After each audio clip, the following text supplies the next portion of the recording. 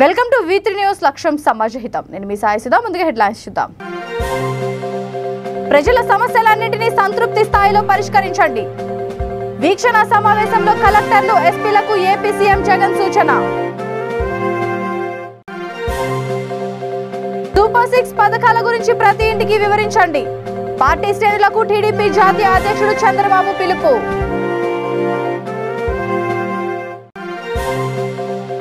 BJP BRS ప్రభుత్వాలకు చరమగీతం పాడాలి. Congress party జాతీయ మహిళా ప్రధాన కార్యదర్శి మూలుగు ఎమ్మెల్యే సీతక్క పిలుపు. విప్లవ సాహిత్యానికి శ్రీకారం చుట్టిన మహాకవి శ్రీశ్రీ కొనియాడిన బాపట్ల సాహితీ పార్టీ అధ్యక్షుడు రావూరి నరసింహవర్మ. ఇక డీటెయిల్స్ చూస్తే ప్రభుత్వ సేవలు అందుబాటులోకి తెచ్చి ప్రజల సమస్యలన్నింటినీ సంతృప్తి స్థాయిలో పరిష్కరించాలని ఆంధ్రప్రదేశ్ ముఖ్యమంత్రి వైఎస్ జగన్మోహన్ రెడ్డి కోరారు. అభివృద్ధి సంక్షేమ పథకాలపై అన్ని జిల్లాల కలెక్టర్లు ఎస్పీలతో తాడేపల్లిలోని తన క్యాంపు కార్యాలయం నుంచి సీఎం వీక్షణ సమావేశం నిర్వహించారు. బాపట్ల కలెక్టరేట్లో కలెక్టర్ పి రంజిత్ బాషా నిర్వహించిన వీక్షణ సమావేశంలో గ్రామ వార్డు సచివాలయాలను జిల్లా కలెక్టర్లు జిల్లా సంయుక్త కలెక్టర్లు తప్పనిసరిగా తనిఖీలు చేయాలని కోరారు. సచివాలయాలపై పర్యవేక్షణ మరింత పెరగాలని సూచించారు.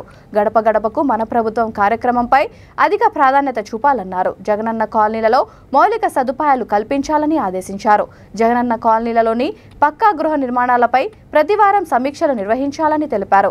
వీక్షణ సమావేశంలో బాపట్ల జిల్లా ఎస్పీ వకుల్ జిందాల్, సంయుక్త collector CH Sridhar, DRO K Lakshmi Sivajyothi, జిల్లా అధికారులు తదితరులు పాల్గొన్నారు.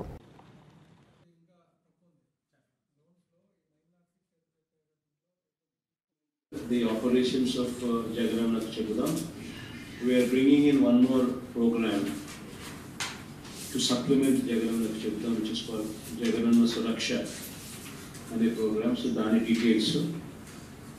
Then GGMP status on various works that are being done and related matters. Then the third subject being NREGS and completion of various buildings that are due. Jagannath housing program, then agriculture and water releases of someone mentioned the topic. Then last topic, Jagannath Bhu Hakku Mariyu Bhu Raksha.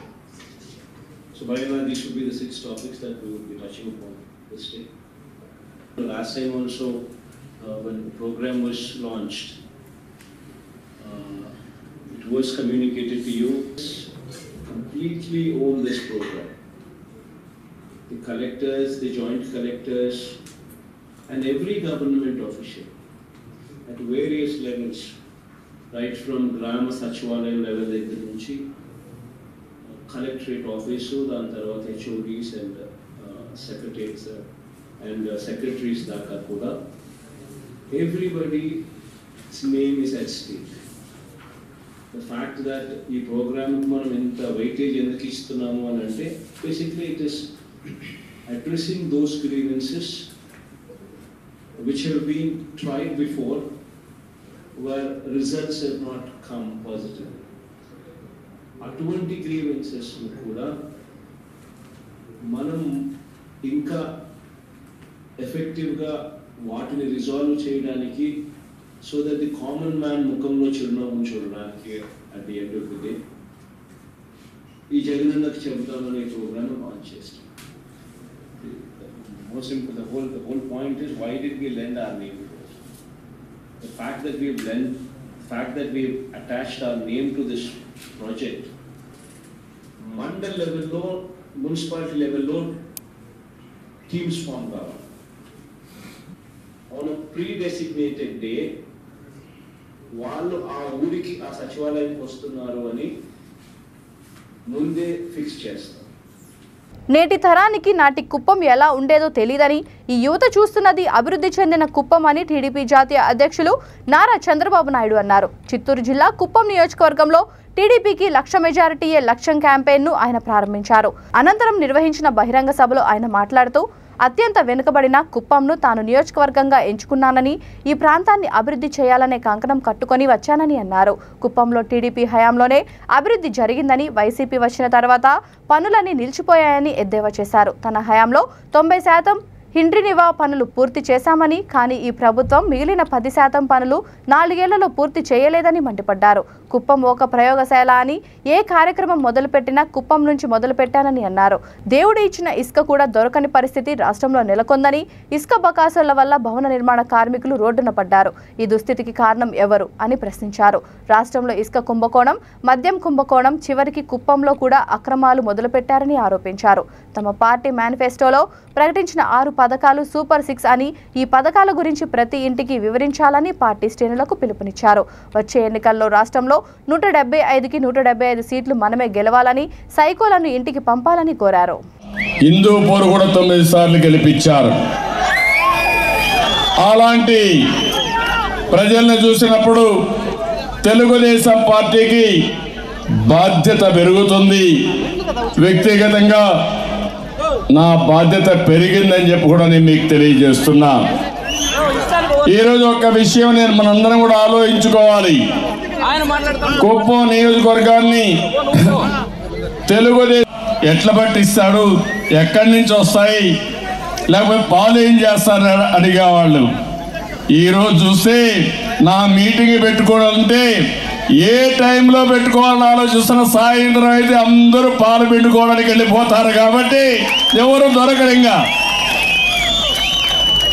అక్కడి నుంచి ఎక్కడ చూసినా పాడి పరిశ్రమ అభివృద్ధి అయ్యింది.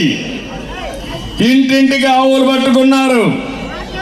ఈరోజు జిల్లాలో ఏ నియోజకవర్గంలో లేనంత విధంగా ఈరోజు పాల లభ్యత, ఉత్పత్తి మన నియోజకవర్గంలో పెరిగిందంటే ఇది ఆడపడుచులకు ఒక ఆదాయం, ఇంటి ఖర్చులకి ఇబ్బంది లేకుండా జరిగే పరిస్థితి వచ్చింది. ఆ రోజు నేను ఒక మాట చెప్పాను, మీరెవ్వరూ కూడా ఇదే పడాల్సిన పని లేదు. కుప్పం నియోజకవర్గంలో టెలిఫోన్ ఎక్స్చేంజ్ పెట్టిస్తాను. అప్పట్లో టెలిఫోన్లు కూడా లేవు. అన్నీ ఒక 50 ఫోన్లు ఉంటాయి. కుప్పం మొత్తం కలిసి పెద్ద పెద్ద వాళ్ళకు ఒక్కొక్క ఇంటికి ఒక్కొక్క ఫోన్ ఉంటుంది. అది కూడా ఒక 20-30 ఫోన్లు ఉన్నాయి. అప్పుడు నన్ను ఎగతాళి చేశారు. ఏదో ఫోన్లు పెట్టి ఎలక్ట్రికల్ సైకిల్స్ కూడా వస్తున్నాయి. భవిష్యత్తులో మన ఇంట్లోనే కరెంట్ ఉంది కాబట్టి ఛార్జింగ్ కూడా చేసుకుని ఎక్కడికి పోవాలన్నా సైకిల్ దక్కే పని లేకుండా జోరుగా ఎంత స్పీడ్ కావాలన్నా అంత స్పీడ్లో పోయేదానికి అవకాశాలు ఉన్నాయి. అందుకని సైకిల్ స్పీడ్ పెంచుతాం, జోరు పెంచుతాం. అభివృద్ధిని, సంక్షేమానికి తోడుగా ప్లస్ అనే కార్యక్రమం తీసుకొచ్చా. అవి కూడా నేను చెప్తాను ఈరోజు మీకు. ఈరోజు నాకు ఒక కుప్పం ఎప్పుడు కూడా ఒక ప్రయోగశాల. రాష్ట్రంలో ఏమి చేయాలన్నా కుప్పం నుంచే ప్రారంభించేవాడిని. ఈ ప్రయోగం రాష్ట్రం అంతా అమలు చేసేవాడిని. మొదట వస్తే ఒకే రోడ్ నేరుగా కోట నుంచి వస్తే పలమనేరు నుంచి వీకోట,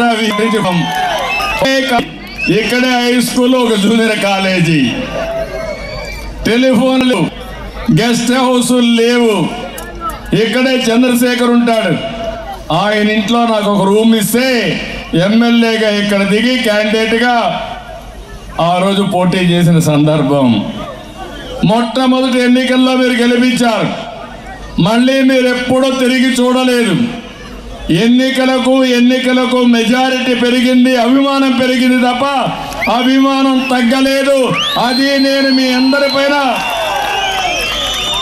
పెట్టుకున్న నమ్మకాన్ని మీరు నిలబెట్టారు. నా అభిమానం కూడా పెరిగే పరిస్థితి వచ్చింది. ఈ ప్రాంతంలో మనం చూస్తే చదువుకోవాలంటే పిల్లలకు కాలేజీలు కానీ స్కూళ్ళు కానీ లేవు. గ్రామాలకు పోవాలంటే రోడ్లు లేని పరిస్థితి, త్రాగునీరు, సాగునీరు సమస్య. ఆ రోజు నేను గ్రామాలు తిరిగినప్పుడు ఎన్నికల్లో, తొలి ఎన్నికల్లో నేను హామీ ఇచ్చాను, ఇంటింటికి 2 ఆవులు పట్టిస్తానన్నాను. ఇప్పటికి కూడా నా చెవుల్లో మీకు కూడా గుర్తుంటుంది. బీజేపీ బీఆర్ఎస్ ప్రభుత్వాలకు చరమగీతం పాడాలని కాంగ్రెస్ పార్టీ జాతీయ మహిళా ప్రధాన కార్యదర్శి మూలుగు ఎమ్మెల్యే సీతక్క పిలుపునిచ్చారు.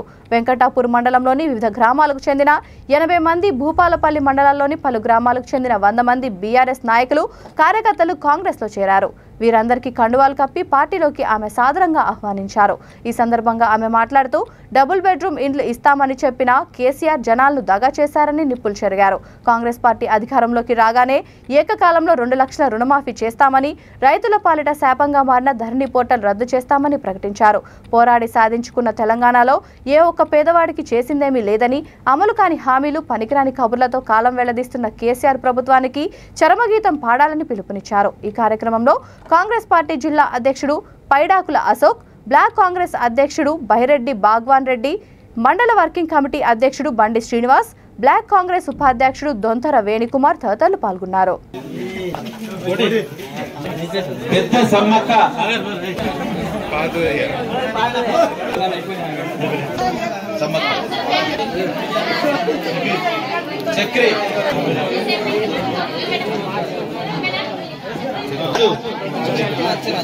తాళ్ళపల్లి పబ్బ సప్న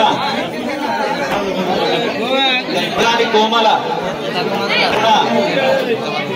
మార్క సమ్మెడ్ రాజమణి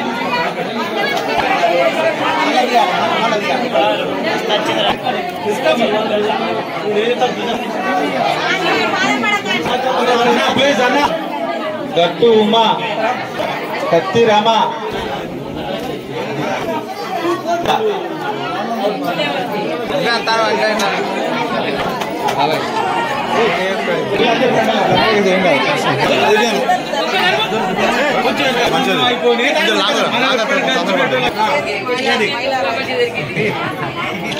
వార్డ్ మెంబర్ చేసిండ్రు, డైరెక్టర్ చేసిండ్రు. అన్న చాలా సీనియర్. ఎక్స్ సర్పంచ్ మేకల రాజమౌళి, మేకల సంతోష్, నీలాల రవి,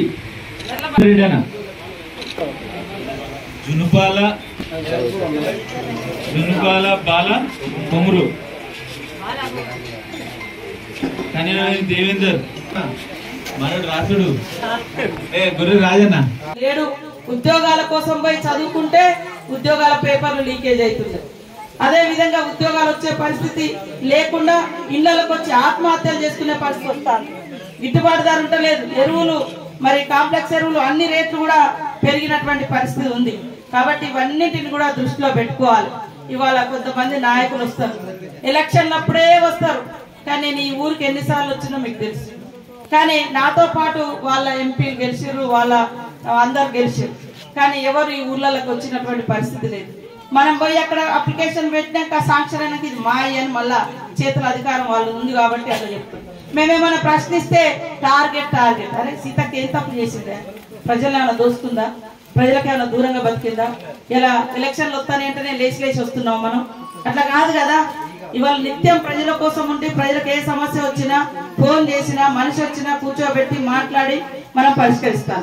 అట్లా చేయొద్దంటే రాజకీయం అంటే నేను సేవ లెక్క భావిస్తా ఉన్నా. సేవ లెక్క కాదు. టిఆర్ఎస్ నాయకులకు డామినేషన్ చేసేవాళ్ళు కావాలి, పెత్తనం చేసేవాళ్ళు కావాలి. అందుకనే సేవ చేసే సీతక్క టార్గెట్ అంట. అరే ఏం తప్పు చేసాం? ఎవరిని దోచుకున్నాం? ఎవరి దగ్గర తిన్నాము? 24 గంటలు జనంలో ఉంటున్నాం, జనం కోసం ఉంటున్నాం. జనం కష్టం ఎక్కడుంటే అక్కడ పోయి మాట్లాడుతున్నాం, అసెంబ్లీలో ప్రశ్నిస్తున్నాం. భూములకు పట్టాలు కావాలంటున్నాం, పొడి భూములకు పట్టాలు కావాలంటున్నాం. కాంగ్రెస్ ప్రభుత్వం ఉన్నప్పుడు రెవెన్యూ అనేక లక్షల మంది మరి పట్టాలు ఉన్నటువంటి భూములను పేదలు పంచింది. ఇవాళ ఆ భూములని కూడా గవర్నమెంట్ భూములని మళ్ళీ గవర్నమెంట్ వెనుకకు తీసుకుంటుంది. ఇది తప్పని అడుగుతున్నాం. దీన్ని కూడా ఇవాళ మనల్ని ఇబ్బంది పెట్టేటువంటి పరిస్థితి. ప్రజలందరూ కూడా ఆలోచిస్తా ఉన్నారు, రాష్ట్రం అంతా కూడా చూస్తా ఉంది. ఒక్క అవకాశం కాంగ్రెస్ పార్టీకి ఇవ్వాలని ప్రజలు కోరుకుంటా ఉన్నారు.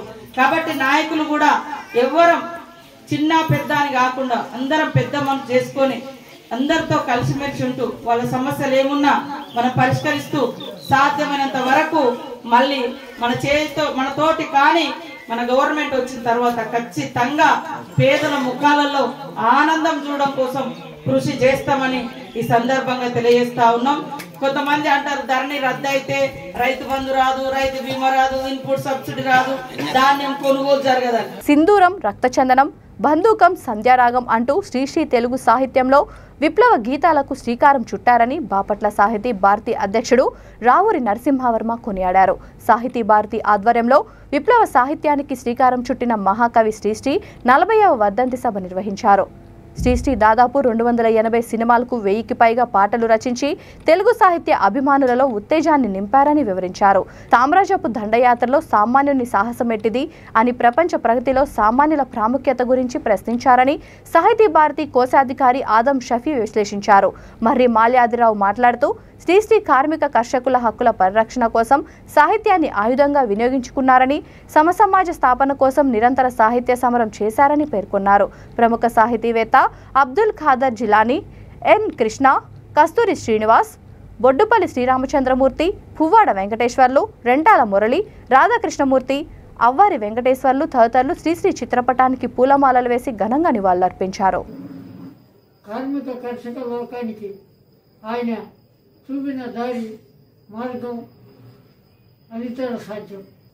సుమారు 1000 పాటలు రచించి తనకంటూ ఒక ప్రత్యేకతను గుర్తింపును తెచ్చుకున్నాడు. శ్రీశ్రీ గారు సింధూరం, రక్తచందనం, బంధూకం, సంధ్యారాగం, పుణ్యం, చంపిన నేటి రీతులు అంటూ విప్లవ గీతాలు ఎన్నో రచించాడు. భూస్వామ్య పెట్టుబడిదారి కత్తందారి విధానాలకు వ్యతిరేకంగా మానవుడైన సందేశం, మనుషుడైన సంగీతం అంటూ గగనమున ఎగిరే కవితను భూమార్గం పట్టించి కవులకు మార్గం చూపించాడు శ్రీశ్రీ గారు. అనేక అవార్డులు కూడా సంపాదించాడు. ఖడ్గ సృష్టి కావ్యానికి మన సోవియట్ భూమి నెహ్రూ అవార్డు వచ్చింది, రాజ్యలక్ష్మి ఫౌండేషన్ అవార్డు, తర్వాత కేంద్ర సాహిత్య అవార్డు కూడాను లభించింది. ప్రపంచములే హోరెత్తండి, భావవేగమున ప్రసరించండి, వరుషుగా భ్రముల ప్రళయ ఘోషవలే పెడపెడ విరుచుకుపడండి అని కార్మికుల్ని ఉత్తేజపరిచాడు. తెలుగు సాహితీ రంగంలో ఒక కొత్త ప్రపంచనాన్ని సృష్టించి తెలుగు అక్షరాలకు ఉద్యమ ఊపిరి పోసి తెలుగు సాహిత్యానికి సమర శక్తిని ప్రసాదించిన అభ్యుదయ కవి శ్రీశ్రీ. శ్రీశ్రీ గారు కవికి చక్కటి నిర్వచనం చెప్తారు. కష్టజీవికి ఇరువైపులో ఉన్నవాడే కవి అనేసి అంటారు. అదేవిధంగా కవిత్వం కూడా ఎలా ఉండాలి అనే దానికి పాడేది, పాడించేది, కదిలేది, కదిలించేది, పెన్నిద్ర వదిలించేది, ముందుకు నడిపించేది, సరికొత్త జీవితాన్ని ప్రసాదించేది కావాలి నవ కవనానికి అనేసి అంటారు. ఎప్పుడో పాతకాలం నాటి కవితల్ని, పాతకాలం నాటి సాహిత్యాన్ని కాదని కొత్త సాహిత్యాన్ని సృష్టించాలి, సమాజానికి సందేశాన్ని ఇచ్చే సాహిత్యం కావాలి అనేసి అంటారు శ్రీశ్రీ గారు. అందుకే ప్రభువెక్కిన పల్లకి కాదు అది మోసే బోయిలేవాలంట అంటారు. సామ్రాజ్యపు దండయాత్రలో సామాన్యుడి సాహసం ఎట్టిదనేసి అంటారు. నిరుద్యోగ యువత స్వయం ఉపాధితో ఎదగాలని మాజీ శాసన మండలి విప్ గంగుల ప్రభాకర్ రెడ్డి కోరారు. నంద్యాల జిల్లా చాగలమారిలో వైఎస్ఆర్సీపీ నాయకుడు గేట్ల మహబూబ్ మనవడు బసమ్మ, మహబూబ్ బాషా ఐరన్ మార్ దుకాణాన్ని ఆయన ప్రారంభించారు. ఈ సందర్భంగా ఆయన మాట్లాడుతూ చదువుకున్న నిరుద్యోగులు ప్రభుత్వ ఉద్యోగాల కోసం ఏండ్ల తరబడి ఎదురు చూడకుండా స్వయం ఉపాధితో ఎదగాలని కోరారు. వ్యాపారాలు ఏర్పాటు చేసుకుంటే బ్యాంకులు కూడా రుణాలు ఇస్తాయన్నారు. ఈ కార్యక్రమంలో వైఎస్ఆర్సీపీ రాష్ట్ర మైనార్టీ సెల్ ప్రధాన కార్యదర్శి షేక్ బాబులాల్, మండల కన్వీనర్ కుమార్ రెడ్డి, మండల ఉపాధ్యక్షుడు ముల్లా రఫీ, ఉప సర్పంచ్ సోహెల్, ఎంపీటీసీలు, వార్డు సభ్యులు, మండల ప్రచార కార్యదర్శి పెయింటర్ రఫీ పాల్గొన్నారు.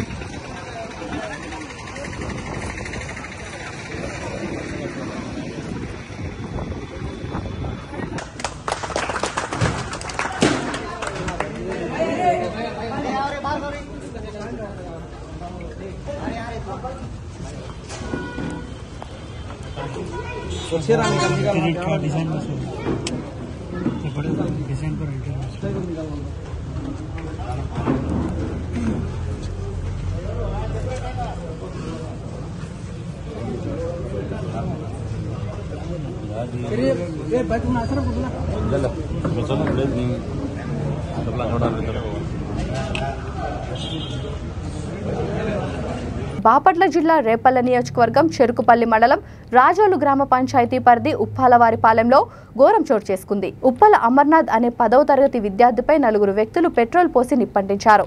ఈ ప్రమాదంలో తీవ్రంగా గాయపడిన అతనిని కుటుంబ సభ్యులు వెంటనే గుంటూరు వైద్యశాలకు తరలించగా చికిత్స పొందుతూ మృతి చెందాడు. కొడుకు అకాల మృతితో తల్లిదండ్రులు కన్నీరు మున్నీరుగా విలపిస్తున్నారు.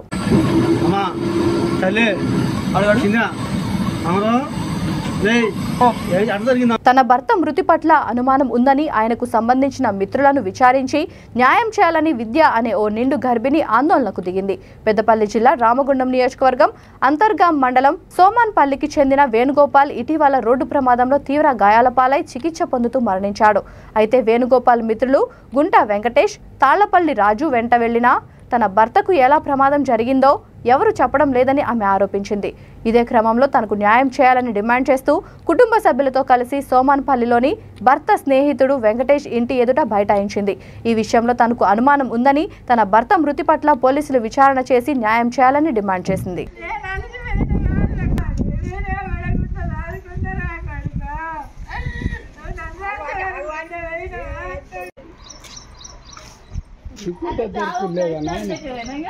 రిపోర్టే దొరకద్దా ఇంతవరకు?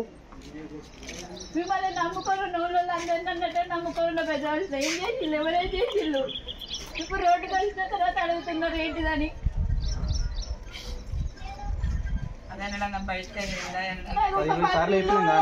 ఏంటిది అసలు ఏంటిది అని అంటే అత్తరు చెప్తారట, ఏం జరిగిందని చెప్తారట అంటే ఫోన్ చేసి రమ్మని పిలిచిండు. తను రాననంగా కూడా రమ్మని పిలిచిండు. వెంకటేష్ అనే అతనే ఫోన్ చేసి రమ్మని పిలిచిండు.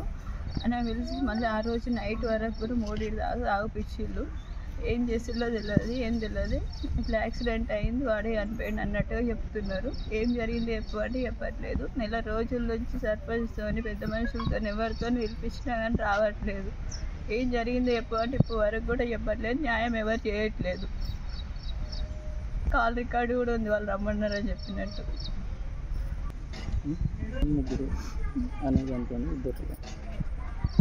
వెంకటేష్ ఒక రాజు వండుకున్నాడు. అక్కడ యాక్సిడెంట్ అయిందన్నారు.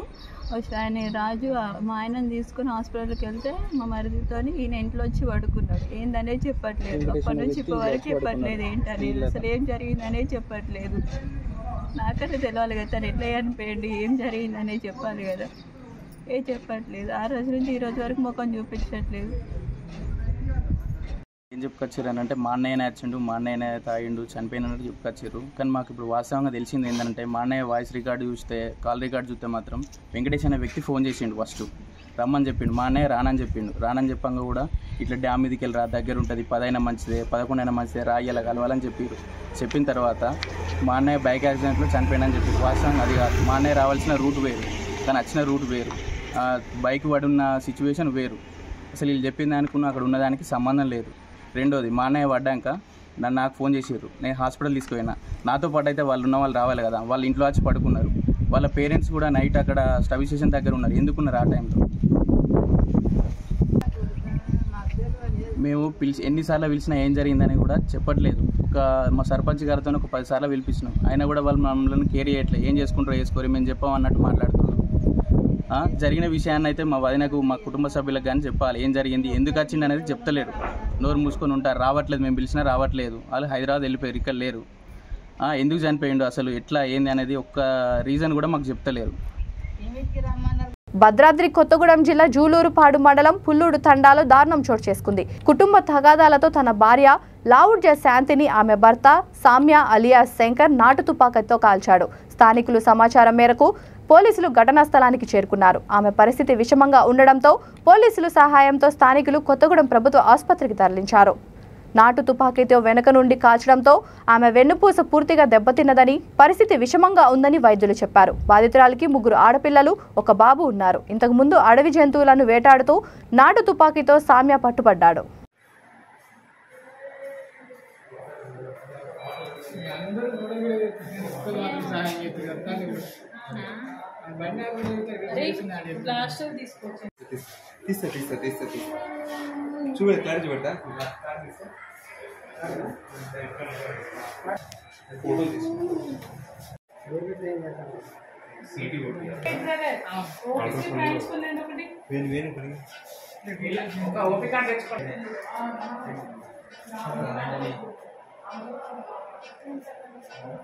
సికింద్రాబాద్ ప్యాట్నీ సెంటర్లోని తాజ్ మహల్ హోటల్లో స్వల్ప అగ్ని ప్రమాదం చోటు చేసుకుంది. హోటల్ కిచెన్లో గల చిమ్నీలో మంటలు వ్యాపించాయి. నిర్వాహకులు వెంటనే అగ్నిమాపక శాఖకు సమాచారం ఇచ్చారు. ఫైర్ సిబ్బంది సంఘటన స్థలానికి చేరుకొని మంటలను అదుపు చేశారు.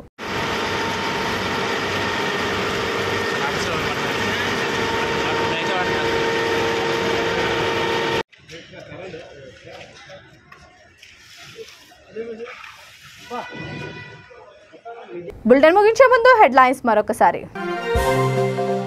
ప్రజల సమస్యలన్నింటినీ సంతృప్తి స్థాయిలో పరిష్కరించండి. వీక్షణ సమావేశంలో కలెక్టర్లు, ఎస్పీలకు ఏపీ సీఎం జగన్ సూచన. సూపర్ 6 పథకాల గురించి ప్రతి ఇంటికి వివరించండి. పార్టీ శ్రేణులకు టీడీపీ జాతీయ అధ్యక్షుడు చంద్రబాబు పిలుపు.